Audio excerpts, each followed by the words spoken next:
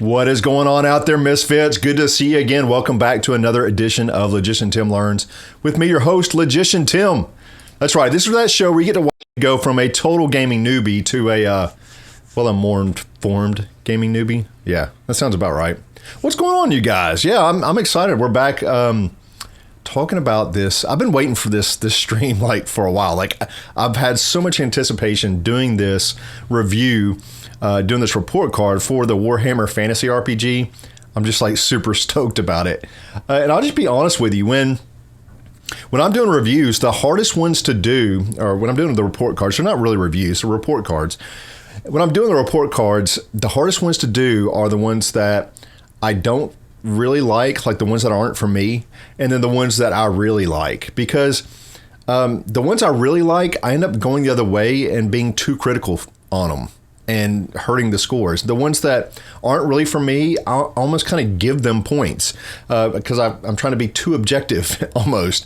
And so this one was really tough. I had to go back a bunch of times to get these scores. And I don't know, I hope they come out about right. I think it's about where I want it to be, give or take. So, but without further ado, let's kind of talk about it tonight. We are going over the Warhammer Fantasy RPG, the report card tonight. And let's just kick it off, shall we? Let's kick it off. See how this thing does. Carrie over there on YouTube says, can't stick around for the whole thing. We'll have to catch up later. Found your site via Reddit the other week. Thank you so much for that. Digging what you're doing, some high quality stuff. Thank you so much, Carrie. I really do appreciate that. And thanks for letting me know where you found me, because I have no clue where people find me at. And I just like knowing that. As a marketing guy, I like to know where people find me. So thank you so much for commenting and sticking with me there, Carrie. Thanks so much. All right, let's bust into it. Let's talk about the character section, character creation specifically. Now, if you don't, like I said on the stream before, if you don't want to go through the trouble of creating your own character, you just want to roll something up right away, then you can download already made characters from the website cubicle7.co.uk. Just do a search for Warhammer Fantasy RPG. You'll find it there. They have all of them already ready for you. I personally like creating my own character, and I like doing the backstory and all that kind of jazz. And it's honestly one of my favorite parts of reading the books usually is the character creation. I'm not sure why. I think it just tells me so much about the character I'm going to be playing, because it's me. I'm going to be playing this thing. And so the character creation is one of my favorite parts. And so yeah, I definitely wouldn't, right off the get-go, I wouldn't grab one of their pre-made ones. But sometimes you're in a hurry. You got a buddy that stopped in for the week and you don't want to go through all the rigmarole. Yeah, go to the website, download one. But if you're like me and you like to create your own character from scratch in the Warhammer Fantasy RPG, there are 9 steps to do so. First, you're going to choose your species, then your class and career. You're going to set up your attributes. You're going to get your skills and talents. You're going to add some detail to your character. The trappings, so you got to get your equipment and gear and stuff like that. You're going to set up your party. You're going to start filling in some more details of your characters, bringing them to life a little bit more. And then finally, you're going to do your final advancement. And so without kind of going into all of the different ones, because you can go back and watch that stream on character creation if you just look on the playlist over there I got for this on YouTube. But what I found really cool about the character creation process is the fact that they're kind of bribing you to randomize the process a little bit. And so on certain things like your career, your class, your attributes, and a few other things I can't remember, you can roll dice on a table to decide what your character will be. And if you do that, you will get you'll get some bonus EXP or experience points that you can use later on in the character creation process to kind of make your character a little bit more powerful. Just kind of buffs them up a little bit. Now, if you don't like that first roll, so let's say we're rolling on classes. Now I roll it out. I don't like that first roll. Well, that gives you a couple of options next. It's not like just take it or leave it. I think they give you a chance to narrow it down, or best 2 out of 3 or something like that. So if you take the first roll, I think you get 50 EXP. If you take the second roll, where you kind of narrow down the choices a little bit, then they're going to give you 25 experience. And if you don't like that choice, then just choose. You won't get any bonus experience, but just choose it and grab it, and there you go. And you can randomize some other part if you want to, if it's not as important to you. And, this kind of got me thinking. I was talking to my buddy Scott about it, and, we're kind of talking about why do they want you to randomize your character? Because they obviously do, because they're bribing you, right? I mean, shouldn't you be able to play, kind of whatever you want? Well, of course you should be able to play whatever you want, and they let you do that you have the option to do that, but they're kind of bribing you to randomize. And I think the reason to randomize a character creation is so that you play something that you might have never thought of playing, right? You maybe would have never picked it and tried it out. So, and I'm one of those people, I'll just tell you, I'm one of those people that I like playing casters. I love playing like spellcasters, magic casters, those type of things. And I would never, ever pick like, a bard type character or a rogue type character, just a strictly like a melee type character. It definitely would never do that. But if I randomly rolled and I had to be kind of in the right mood too, right? But if I randomly rolled up this character and I picked a bard or a rogue type player, I might just go with it. I mean, who knows? I might just learn to love the character and find some new things that I wouldn't have otherwise experienced, because I would have never picked a character like that. And the bonus experience that they give you just kind of makes it easier for me to accept the fact that I'm going to be playing a character that wasn't my first choice, right? Plus, I think it would be fun to have a campaign or a one-shot or whatever where everyone was kind of forced to randomly roll and you had to go with whatever the dice said. I think that would be a really fun thing. Or maybe even better yet, like maybe you can make characters, like maybe I would make a character for Scott. Scott would make a character for me.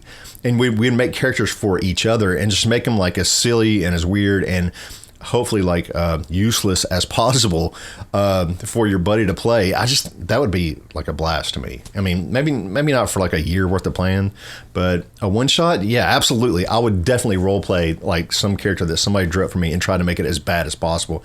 Sounds like it'd be a blast. So anyways, they did end up getting a 10 out of 10 for character creation. It was an absolutely fantastic experience.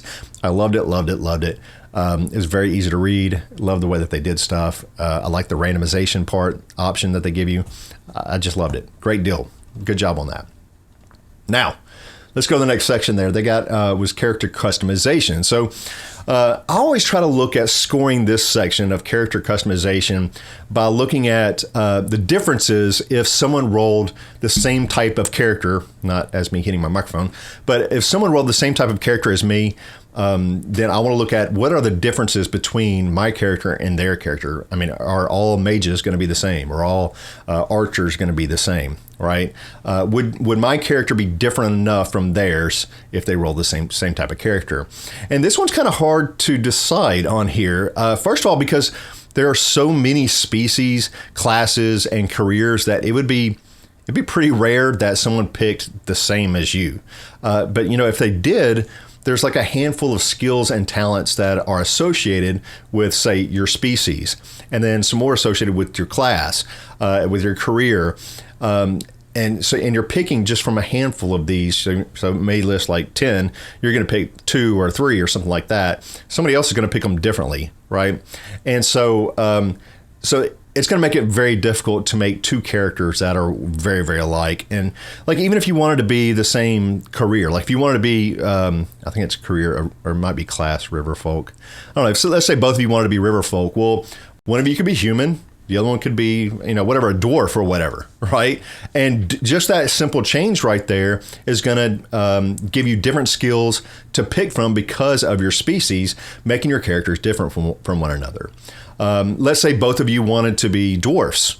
Well, you could easily pick like similar but different classes or different careers, making your two dwarfs still very, very different from one another. And I think they did a really good job with giving us a variety of things to choose from, no matter what the species, the class, or career, to make our character, really different from somebody else's. And this difference between 2 similar characters is what led me to give this game a score of 9 out of 10. It was darn near close to perfect. Absolutely gorgeous. So yeah, they got a 9 out of 10 for character customization. Now let's talk about character progression a little bit. They got they got an 8 out of 10 for this. And as we talked about earlier a little bit, the Warhammer Fantasy RPG uses experience points to progress your character. And you're going to earn experience after each session, basically. They're going to give out 75 experience for, quote, poor performance, whatever that means, 100 EXP for good performance, and then 125 experience points for exceptional performance, whatever that means. You'll also get some bonus experience for what they call excellent roleplay, teamwork, or, quote, otherwise getting the spirit of things. All right, so somebody's just really digging it and they're right in the spirit of your campaign. Yeah, you get them some bonus experience points. And there's also fate and resilience points that can be rewarded as well, like at the beginning of an adventure or like a big adventure or campaign or doing something just really awesome. And you can spend fate points to kind of like avoid otherwise deadly injuries, and your resilience points to kind of push through obstacles and kind of ignoring negative effects of critical wounds and that sort of thing. So that's another way that you can get rewarded for playing your character. And the progression system seems like it's enough reward for players, just for playing their characters and making their characters kind of feel like they're getting stronger over time. So I feel like it does its job. I don't honestly know what they could have done differently to get a better score. I know they didn't spend a lot of time talking about character progression and experience points that I could find in the book. And just a couple of pages really is all I could really find where it's talked about. Maybe give some real life examples of things that characters can do to earn bonus experience and how to spend it would have made it more appealing to me. And the GM guide, there was just like, that was what I quoted you right there was almost the whole section on experience points. They should have just kind of given me, if Bobby says this and he plays his character this way, this is a good example of how you might earn some bonus experience points. Just those type of examples, and I don't know, you could just beef it up a little bit. So they still got a decent score of 8 out of 10 for character progression. I thought they did a really good job with it. I might be just overcritical a little bit just because I like the game so much. I think I tended to do that just a little bit on this review. Now, let's go to the next section. So character section, they got a 9 out of 10 total. And that's basically if you just take all three of these scores right here and add them up and average them, that's what it came out to, 9 out of 10. All right, next section is on mechanics. They got a 10 out of 10 for mechanics. Now, the ease of mechanics, let's talk about that, 9 out of 10. So the Warhammer Fantasy RPG uses D10 dice, dice 10, right? Yeah, D10 dice for their mechanics, okay? And it's pretty simple to learn for the most part. There's 2 different types of rolls, what they call tests, that you're going to do in this game. And the first is called a simple test, and as the name implies, it's pretty simple and straightforward. So if you want to see if you just pass or fail at something like, I don't know, I'm going to see if I can jump over the stream that's right here in front of me, okay? It's kind of stupid, but I don't know why you'd have to roll for it, but for some reason you're rolling to see if I jump over the stream. What you're going to do is roll a D10 once, and so you're going to have 2 D10, what you're going to end up with. So you're going to roll your first D10 is going to be your 10s column. So the other one is going to be your 1s column. So this is going to give you this random number between 1 and 100, and it's also called a D100 roll. Even though you're rolling 2 D10s, it's still a D100 roll. So you have that 10s column and 1s column. So your goal here, so let me give you an example real quick what I mean by that, just in case you're a newbie like I was not too long ago. You don't know what a D100 roll is. You're going to roll these 2 D10 dice. I'm going to roll my first one. It's going to be my 10s column. Let's say it comes up with an 8. Okay. So this tells me that I'm going to be rolling an 80 something. All right. So I take my second D10 and I roll that out there. That's for my 1s column. And let's say I rolled a 4. So I add them up together and I rolled a 84. All right. And my goal here for this game to see if I passed this test of jumping over the stream is to roll equal or lower than my skill or characteristic on my D100, okay? So if you roll equal or lower than, then you succeed. I jumped over the stream. If not, I fail. And that's easy enough, right? Now for the second, so that's kind of like the simple, what they call the simple test. The second type of test is called a dramatic test. And this is where you kind of need to know how well you succeeded or failed, and it's actually also used in combat as well for the most part. And so basically what you're going to do, you're going to do the same roll as before. You're going to roll those 2 D10s for your D100 roll. And if you roll under your skill, you succeed, but there's an added step. So you're going to take the tens column from your skill, from the skill that you have, that jumping over stream skill, whatever it is, right? Athletics or whatever, your jump skill. You're going to take that tens column from your jump skill and also the tens column from your roll, that D100 roll, and you're going to subtract them. And this is going to give you what they call your success level, your SL, okay? Sam Libra. Success level. That's what it stands for.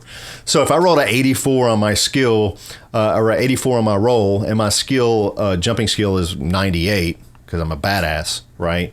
Then I would subtract 9 minus 8, giving me a success level of just 1.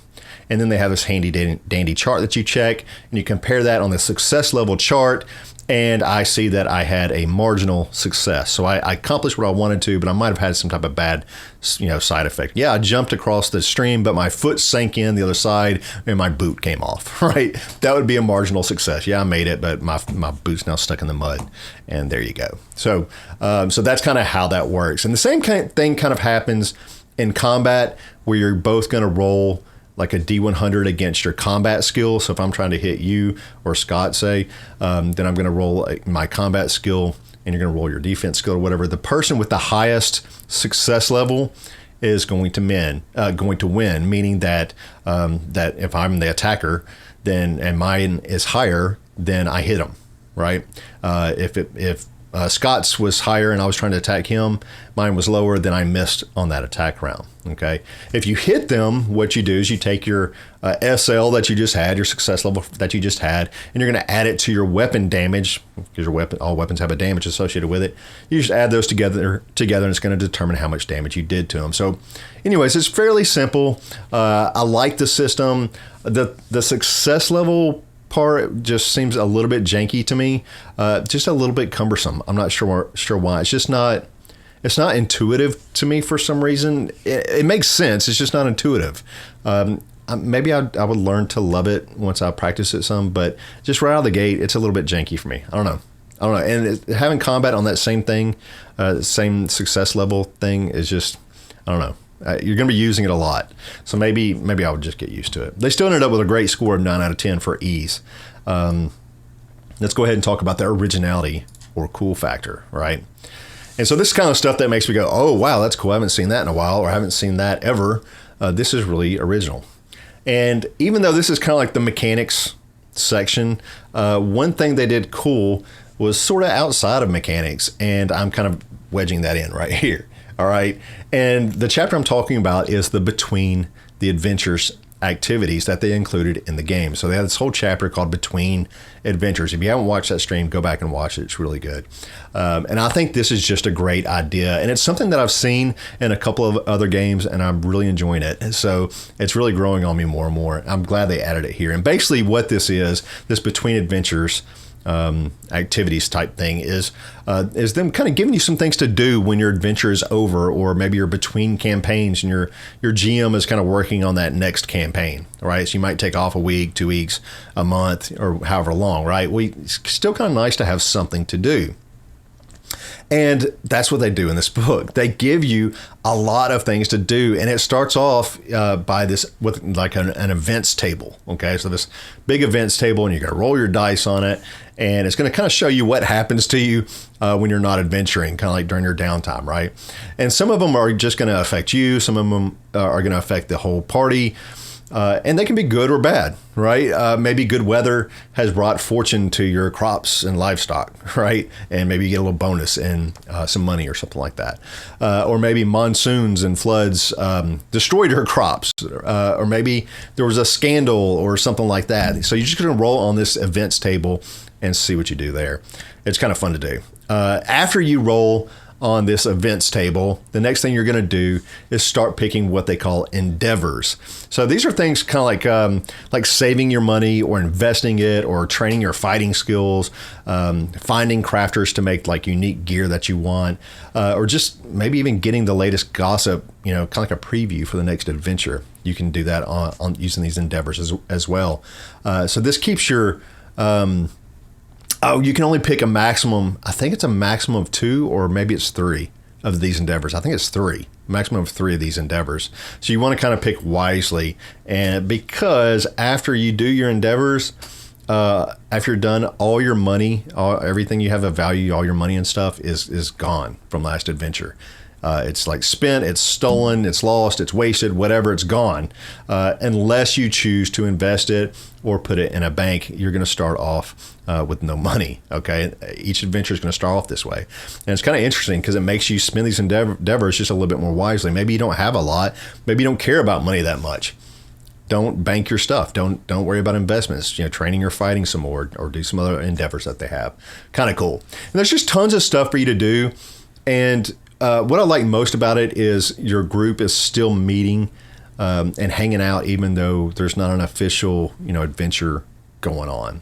And, to me, this keeps your players and the GMs kind of on the same meeting schedule, right? And it's probably going to reduce some of those like no-shows, that kind of happens after you take a break for a little while.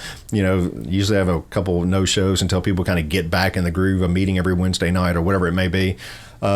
So yeah, it just kind of keeps the weekly meeting going, and I really like that. So yeah, I loved this Between the Adventures stuff. I'm glad they threw it in there. So they got a 10 out of 10 for that. Absolutely cool stuff.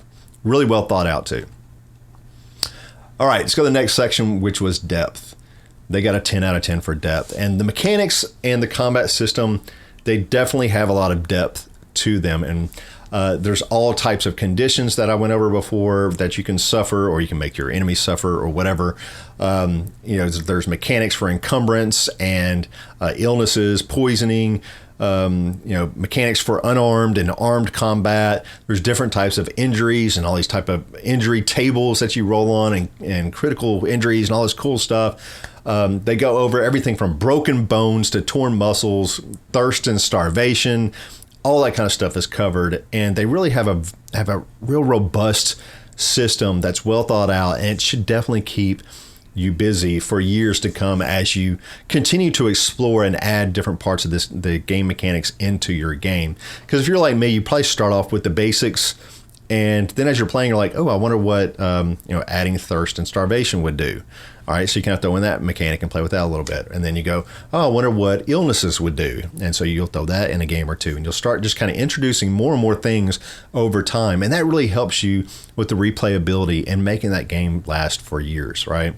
And they definitely have a lot of that kind of stuff that you can just keep throwing stuff in there that you might not do on your first, several adventures, but it's there when you're ready for it or if you want to play with it. I just love the way they did it. It was a great job on it. So 10 out of 10 for the depth. Absolutely great job on the mechanics. And so if you average those out, it comes out to a 10 in the mechanics section.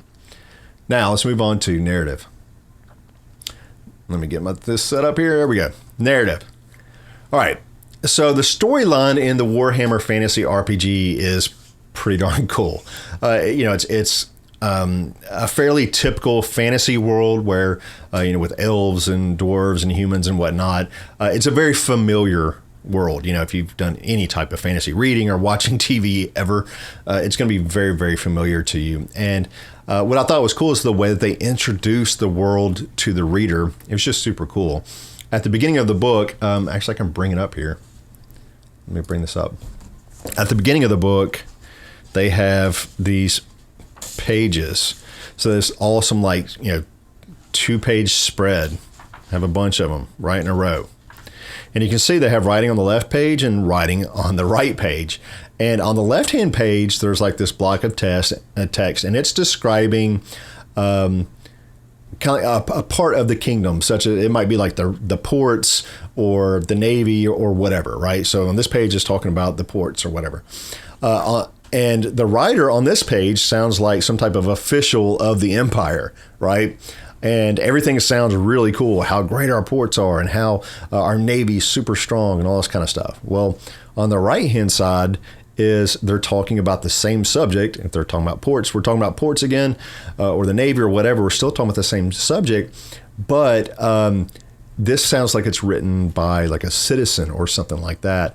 And the description tells us about the same port, but it tells us how it really is. So over here on the left is everything sounds all rosy. Everything on the right is like, man, it might not be so rosy as the Empire tells us.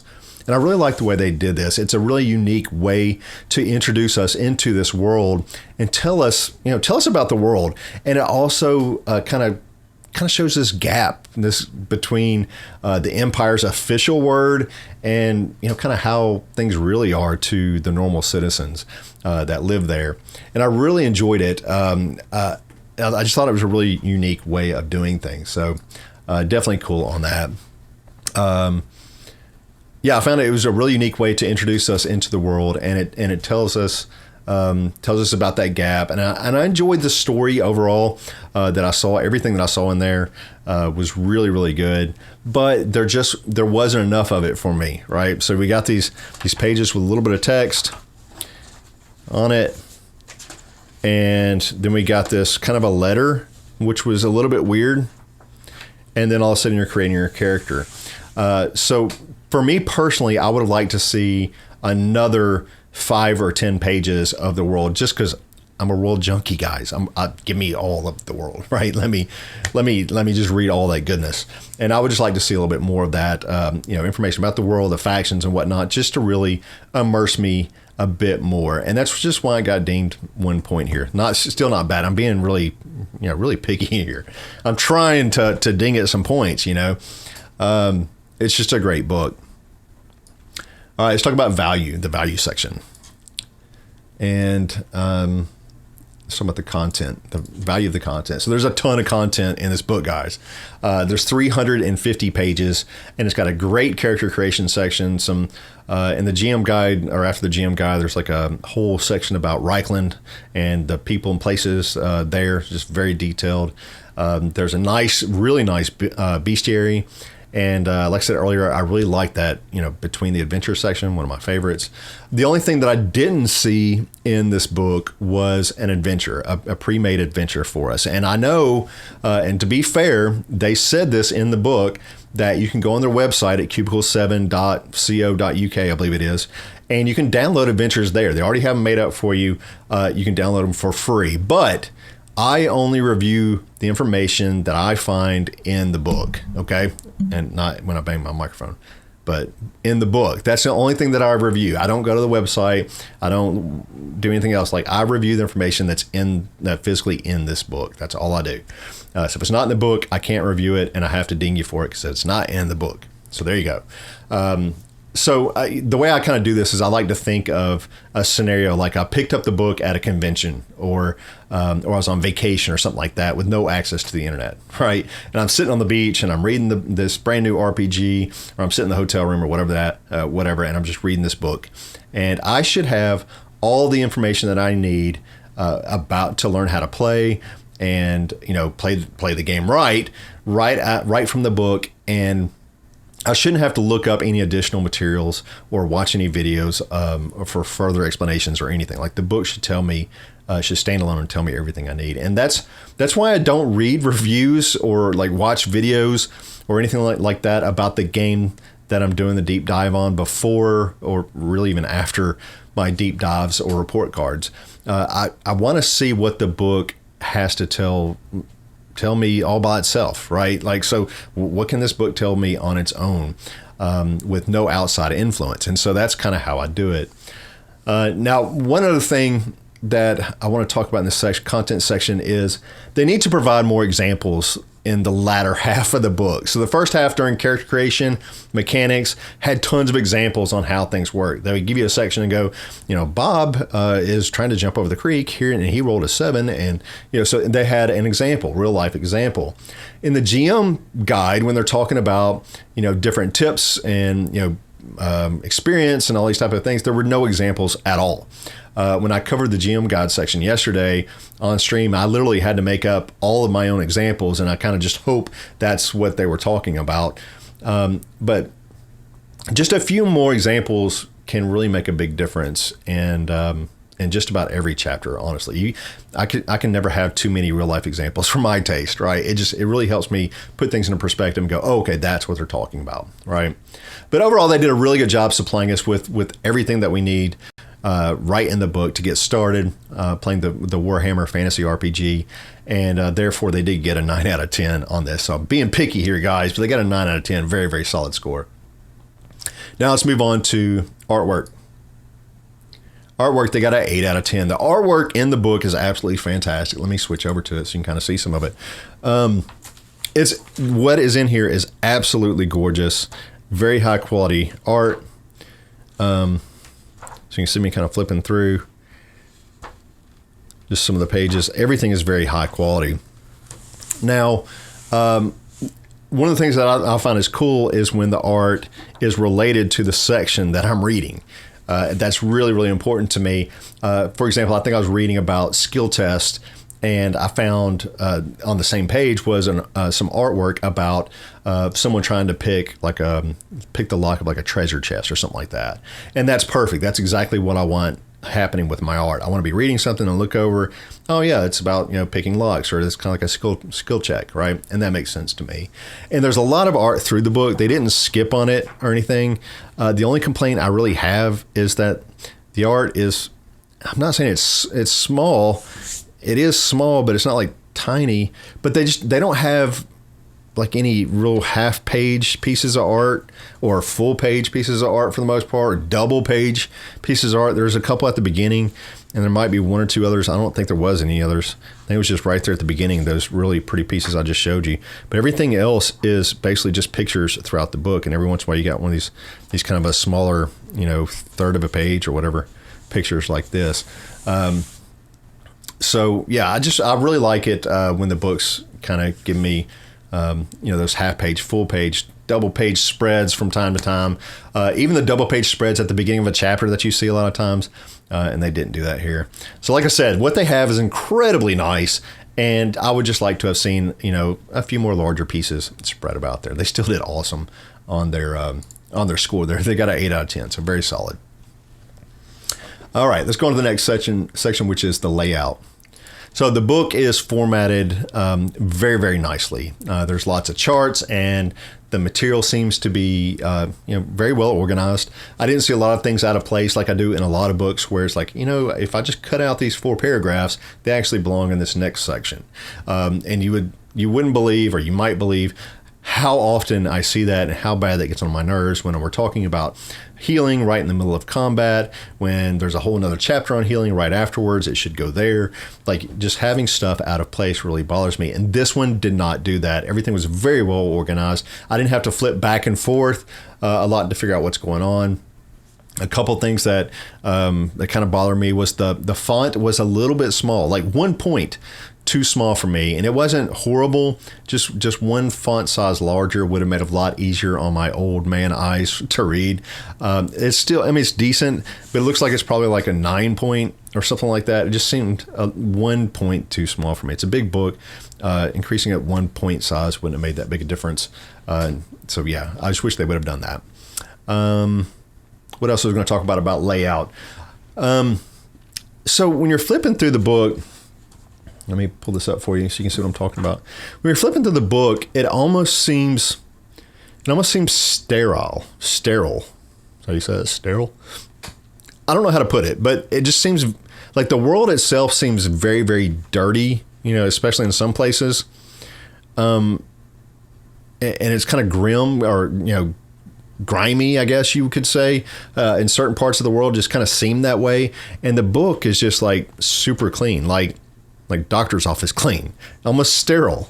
And it's just too clean almost. And I'm not a graphic designer by any means, and I have no clue what would have kind of make the book layout fit the world better. But I feel like I didn't I feel like there was a disconnect there between the layout, the graphic design in there, and the world itself throughout the book. So, and like I said, I don't know how I would fix that because I'm not a graphic designer, but there was a disconnect for sure with me.